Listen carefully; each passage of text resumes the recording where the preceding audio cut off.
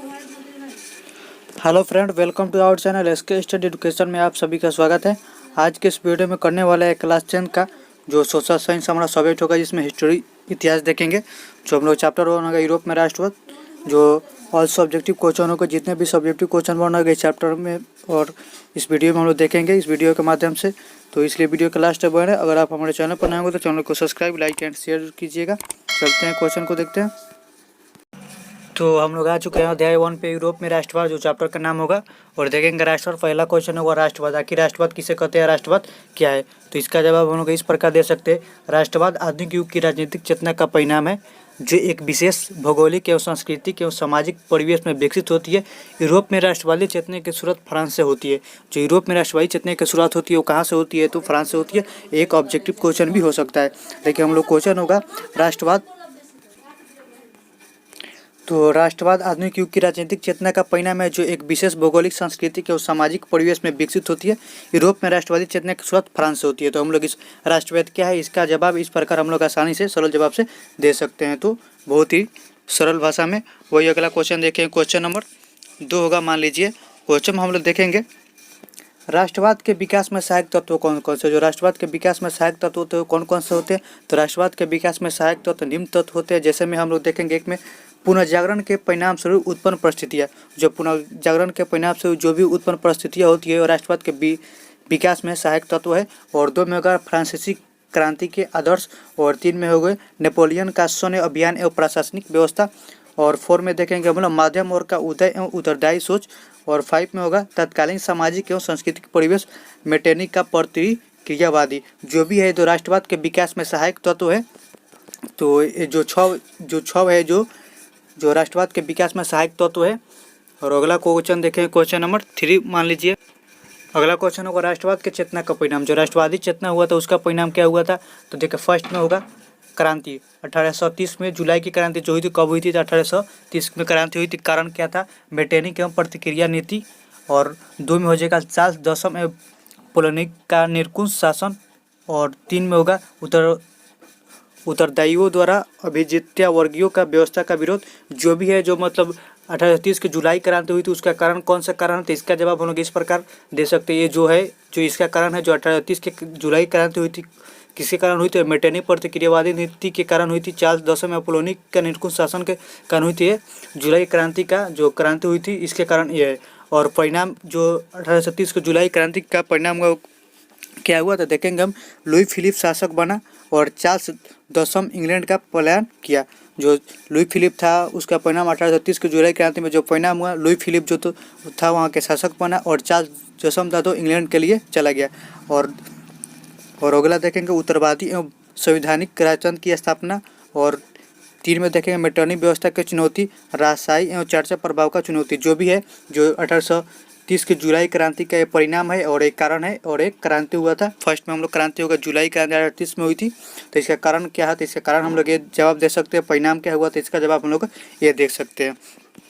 और 2 में होगा देखेंगे 2 नंबर जो क्रांति हुई थी 1848 की क्रांति, इसका परिणाम क्या हुआ? जो इसका कारण क्या था? तो लुई फिलिप की कमजोर एवं उत्तरदायी नीति।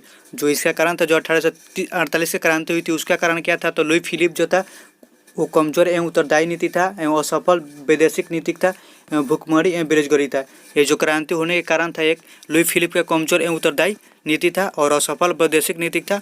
और इसका परिणाम क्या हुआ? तो देखेंगे परिणाम में पुरातन व्यवस्था का अंत एवं द्वितीय गणराज्य की स्थापना। जो 1848 से क्रांति हुई तो उसका परिणाम हुआ पुरातन व्यवस्था का अंत हुआ एवं द्वितीय गणराज्य की स्थापना हुआ। वही 2 में होगा नेपोलियन तृतीय फ्रांस का सम्राट बन गया।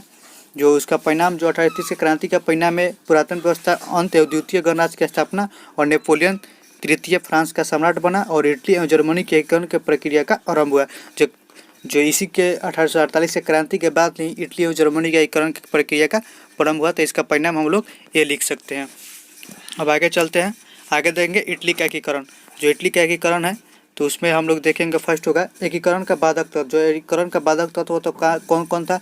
तो एकीकरण का बाधक तत्व निम्न प्रकार से था। कौन कौन था? तो देखेंगे विषम भौगोलिक परिस्थिति।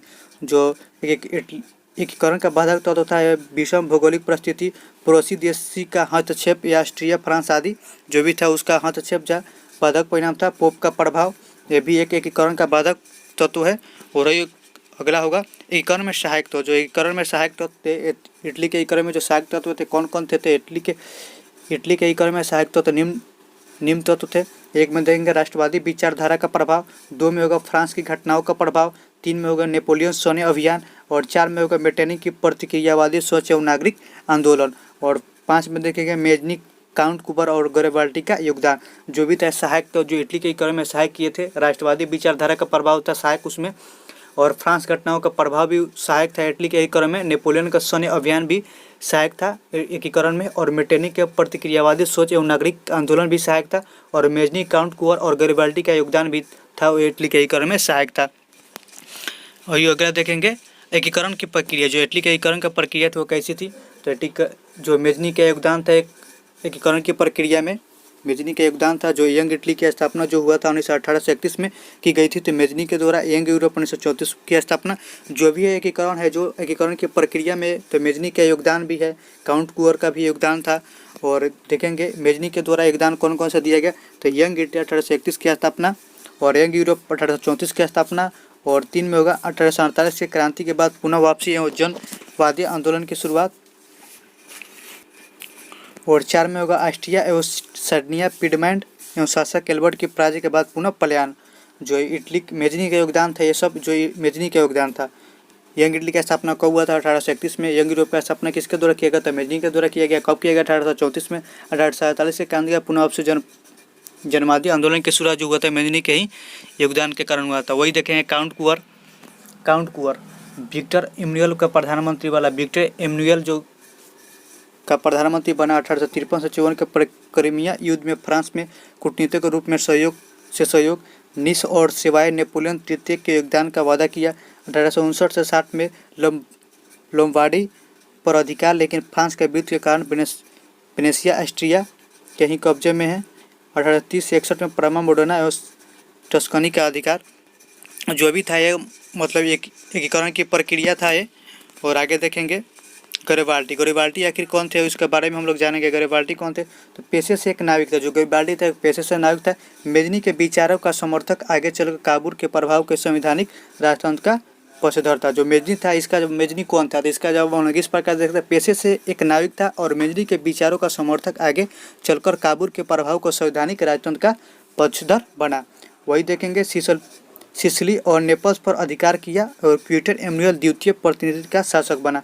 जो गैरिबाल्डी था वो सिसिली और नेपल्स पर अधिकार किया और विक्टर एम्मनुएल द्वितीय का प्रतिनिधि शासक बना। और वही होगा 2 में 1862 में रोम पर आक्रमण की योजना बनाई, लेकिन काउर से मुलाकात के बाद योजना का परित्याग दिया। जो 1862 में रोम पर आक्रमण की योजना बनाई थी गैरिबाल्डी ने, लेकिन काउर से मुलाकात के बाद योजना का परित्याग दिया।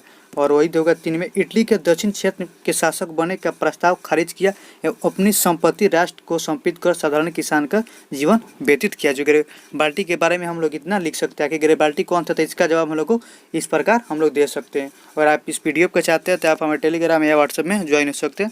और आगे देखेंगे एकीकरण का अंतिम चरण। जो इटली का एकीकरण हुआ था उसका अंतिम चरण कैसा था, उसका प्रभाव कैसा था देखेंगे। तो आइए हम लोग देखते हैं जो इटली के एकीकरण का अंतिम चरण था क्या था।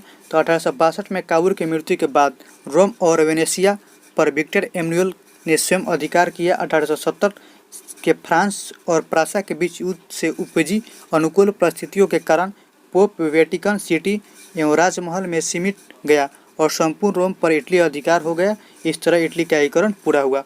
तो इटली का एकीकरण कैसे पूरा हुआ, चाहे इटली का एकीकरण का अंतिम चरण क्या था, तो इसका जवाब हम लोग ये वाला चरण लिख के दे सकते हैं। ये वाला हम लोग को दे सकते हैं। इटली के एकीकरण का अंतिम चरण क्या था, इटली का एकीकरण कैसे पूरा हुआ, तो इसका जवाब हम लोग इस प्रकार में दे सकते हैं, जो लघु उत्तरीय क्वेश्चन के रूप में पूछा गया। और अब देखेंगे जर्मनी के एकीकरण। जर्मनी का एकीकरण देखेंगे, इटली का एकीकरण देख चुके हैं और आगे देखेंगे जर्मनी का एकीकरण। तो एकीकरण का बाधक तत्व, जो एक जर्मनी का एकीकरण हुआ था उसके बाधक तत्व कौन कौन थे? भौगोलिक रूप से लगभग 3 से इकाइयों के विभाजित जो भी है एकीकरण के बाधक तत्व है। और 2 में होगा उत्तरी जर्मनी प्रोटेस्ट एवं दक्षिण जर्मनी कैथोलिक बहुवल्य और राष्ट्रवादी के प्रारंभिक भावना का अभाव, जो भी एक तत्व है एकीकरण के बाधक तत्व है। और आगे होगा एकीकरण में सहायक तत्व। जो एकीकरण में जो जर्मनी के एकीकरण हुआ उसमें सहायक तत्व कौन कौन से है देखेंगे। नेपोलियन एवं सैन्य अभियान एवं राइन संघ की स्थापना एकीकरण में सहायक तत्व थे। नेपोलियन का सैन्य अभियान एवं राजधानी संघ की स्थापना और बुद्धिजीव कथा, हिगेल, कांडा, हिम्बेल्ट आदि राष्ट्रवादी विचारधारा का प्रभाव, शिक्षक छात्र संगठन एवं ब्रूसन, सैफेड एवं मेटेनिक का दमनकारी कानून, कालसवादी एवं व्यापारियों का सहायता, जैल्वेरिन का योगदान, विलियम एवं बिस्मार्क का अभिभार, जो भी है एक सहायक तत्व है। जो क्वेश्चन इस प्रकार हो सकता है, जर्मनी एकीकरण में सहायक तत्व कौन कौन थे, तो इसका जवाब हम लोग इस प्रकार दे सकते हैं, चारों को लिखकर दे सकते हैं। आगे देखेंगे बिस्मार्क एवं जर्मनी के एकीकरण। बिस्मार्क एवं जर्मनी के एकीकरण में क्या क्या संबंध है, इसको देखेंगे हम। तो जर्मनी डाइट में प्राशय का प्रतिनिधि एवं निरंकुश राजतंत्र समर्थक था और सैन्य शक्ति का महत्व समझते हुए लौह एवं रक्त की नीति अपनाए। जो बिस्मार्क था, सैन्य शक्ति के महत्व को समझते हुए लौह एवं रक्त की नीति किसने अपनाया, तो बिस्मार्क ने अपनाया था। वही आगे होगा 1864 में ऑस्ट्रिया के साथ मिलकर डेनमार्क का पराजित किया। जो बिस्मार्क था 1864 में ऑस्ट्रिया के साथ मिलकर डेनमार्क को पराजित किया। जो बिस्मार्क का योगदान था, इस प्रकार हम लिख सकते हैं, बिस्मार्क का योगदान भी हो सकता है और बिस्मार्क और जर्मनी के एकीकरण के बीच जो योगदान था, इस प्रकार जो बिस्मार्क ने योगदान दिया था, जिसमें राजधानी संघ की स्थापना किया, इसमें सौ ने लौ एवं रक्त की नीति अपनाया और 1864 में ऑस्ट्रिया के साथ मिलकर डेनमार्क को पराजित किया। आगे देखेंगे इसी का और भी तथ्य, बिस्मार्क एवं जर्मनी के एकीकरण में और भी तथ्य होगा जो बिस्मार्क द्वारा योगदान दिया होगा।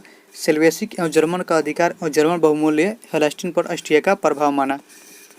जो भी था जर्मनी में एकीकरण में हुआ था, उसको बिस्मार्क द्वारा योगदान दिया गया है। हेलस्टीन का जर्मन आबादी को भड़काकर ऑस्ट्रिया के विरुद्ध मोहल का निर्माण किया। 1866 में सेडवा के युद्ध में ऑस्ट्रिया के पराजय तथा प्रासा से ऑस्ट्रिया का प्रभुत्व समाप्त। दक्षिण जर्मन राज्यों के हस्तक्षेप में स्पेन राजगद्दी के सवाल पर फ्रांस के युद्ध में मोहर का निर्माण किया। जो भी किया है वो बिस्मार्क ने किया है जर्मनी के एकीकरण में। और आगे होगा नेपोलियन तृतीय द्वारा 19 जून 1870 को प्रासा पर आक्रमण, लेकिन सूडान के युद्ध में फ्रांस की पराजय हुई। 18 मई 1871 में फ्रांस के साथ फ्रैंकफर्ट की संधि के बाद जर्मनी के एकीकरण का कार्य पूर्ण हुआ। जो 18 मई 1871 को फ्रांस के साथ फ्रैंकफर्ट की जो संधि हुई थी, उसके बाद जर्मनी के एकीकरण का कार्य पूर्ण हुआ। वही देखेंगे अन्य देशों में राष्ट्रीय आंदोलन। जो अन्य देशों में राष्ट्रीय आंदोलन हुआ था, जैसे में यूनान तुर्की प्रभुत्व के विरुद्ध राष्ट्रवादी भावना के उदय, इंग्लैंड फ्रांस के रूप में सहयोग से 1832 में यूनान का स्वतंत्र राष्ट्र के रूप में उदय हुआ। क्वेश्चन इस प्रकार हो सकता है, यूनान का स्वतंत्र राष्ट्र का उदय कब हुआ था, 1832 ईस्वी में हुआ था। एड्रियानोपल की संधि 1829 में हुई थी। इस प्रकार हम लोग क्वेश्चन का आंसर दे सकते हैं। आगे देखेंगे हंगरी। जो अगला देश होगा, हम लोग के देश के बारे में जान रहे हैं, मतलब अन्य देश को राष्ट्रीय आंदोलन जो हुआ था, तो हंगरी देश देखेंगे। ऑस्ट्रिया के प्रभाव के विरोध में कोसुद और फ्रांसिस डिक नामक क्रांतिकारियों द्वारा लोकतांत्रिक आंदोलन 1846 में ऑस्ट्रिया की सरकार द्वारा हंगरी में स्वतंत्र मंत्री परिषद की मांग स्वीकार। प्रतिनिधि सभा की राजधानी बुडापेस्ट में प्रतिवर्ष सम्मेलन को मनाता एवं हंगरी राष्ट्रीय का संहिता का महत्व। हंगरी भाषा में कुछ मतलब लिखने को बोलेगा, तो इस प्रकार हम लोग जो भी है ये लिख सकते हैं। यूनान के बारे में लिखने को कहेगा तो ये वाला लिख सकते हैं। और आगे देखेंगे पोलैंड होगा। पोलैंड में राष्ट्रवादी आंदोलन के रूस द्वारा दमन कर दिया गया। जो पोलैंड में राष्ट्रवादी आंदोलन के रूप में दमन कर दिया गया। और अगला देश होगा बोहेमिया। तो बोहेमिया में राष्ट्रवादी आंदोलन के राष्ट्रीय द्वारा दमन कर दिया गया। जो बोहेमिया में राष्ट्रवादी आंदोलन का हुआ तो ऑस्ट्रिया के द्वारा दमन कर दिया गया, और इसमें पोलैंड के राष्ट्रवादी आंदोलन के रूप में रूस द्वारा दमन कर दिया गया। तो फर्स्ट पार्ट में हम लोग इतना ही देखेंगे। जो आशा करता हूँ कि इस वीडियो से मतलब जो प्रश्न, महत्वपूर्ण प्रश्न हमारे देखने से जो इस वीडियो में हुआ, अगर आप इस वीडियो को लेना चाहते हैं तो आप हमारे टेलीग्राम चैनल पे या व्हाट्सएप ग्रुप में ज्वाइन हो सकते हैं, जिसका लिंक डिस्क्रिप्शन में होगा। तो आशा करता हूँ वीडियो अच्छी लगी। अगर वीडियो अच्छी लगी तो चैनल को सब्सक्राइब, लाइक एंड शेयर जरूर कीजिएगा। मिलते हैं अगले वीडियो में।